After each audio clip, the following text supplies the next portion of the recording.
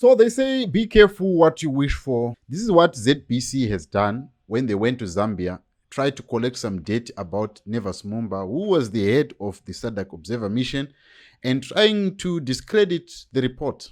However, the report of Nevas Mumba will stand and it will be scrutinized. That's according to the South African President, Mr. Cyril Ramaphosa. And it will be definitely be looked into because of what is happening in our teapot country. This has actually caused the Zambian government to dig deeper into the archives of what happened during the liberation struggle, which is not going to be good for ZANU PF. For example, the Zambian government is given ZNBC access to files and reports of what happened to Herbert Chitepo. Why was he killed? What caused him to be killed? And a whole lot more of saga.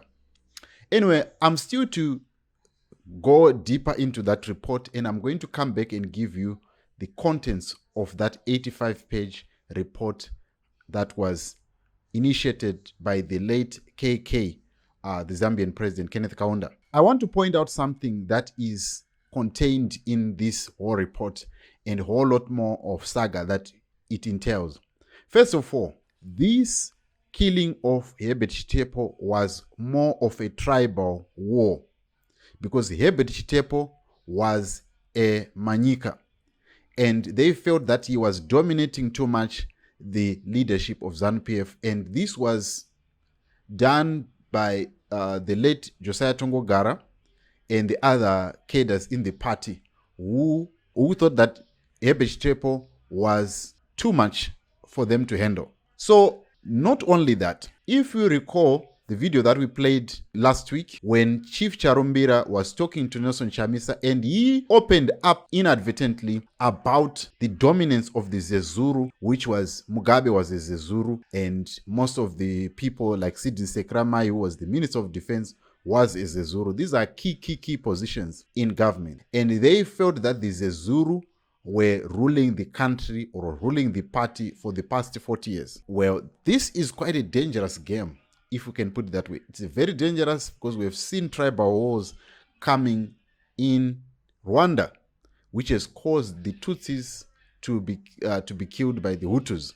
This is not a good game. We have seen it in Zimbabwe, where the Shonas were involved in the mass murders that happened in Matabeleland. So it is not a good terrain for ZANU PF to be in, and if it opens up wounds and some of these secrets that are going to be presented before the cadres of ZANU PF, are they going to be happy with what is happening in the party? Because if you can look at the leadership right now, our president is Karanga and the vice president is Zezuru, retired General Chwenga, and then we have Vice President Kembo Mohadi, who is Venda. But what we really need to understand is that what will it do inside the party? Because if you then look at this report, you find out that the 2017 coup was not more of Mugabe dominating power, but it was more of saying, these Zurus, you have been on top of us for quite some time. That's why you saw the men who came out to announce the coup, Sibusiso Moyo, is from Berengwa. He is a Karanga. But do we want to see this happening? Do we want to see the Karanga domination, or do we want to see a nation being ruled on tribal lines, or we want a nation to be united, not to have these kind of squabbles?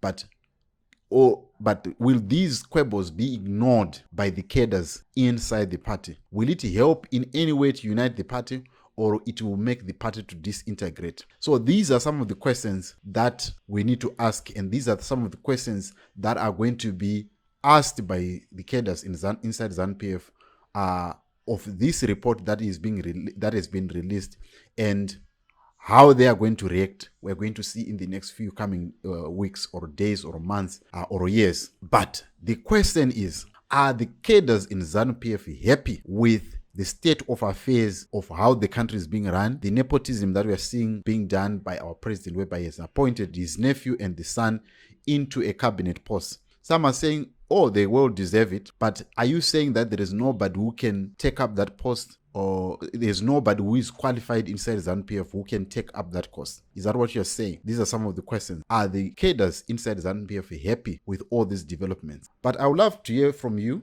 What do you make of this fight back by Zambia in bringing out these fresh wounds? Remember, Zambia, they've got a lot of files about ZANU PF because ZANU PF cadres, they fought coming from Zambia. And even the late Joshua Nkomo had to go and hide in Zambia. And they also facilitated in brokering a deal between Robert Mugabe and Joshua Nkomo, between ZAPU and ZANU.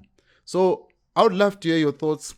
And this is a very, very interesting development that we are seeing coming up in this fight between Zambia and Zimbabwe. Who will have the last laugh, and will ZANU PF survive if Zambia can pull out those files and they present them to the world? What is going to be the end result? I'd love to hear your thoughts on the comment section, and I'll see you in the next video.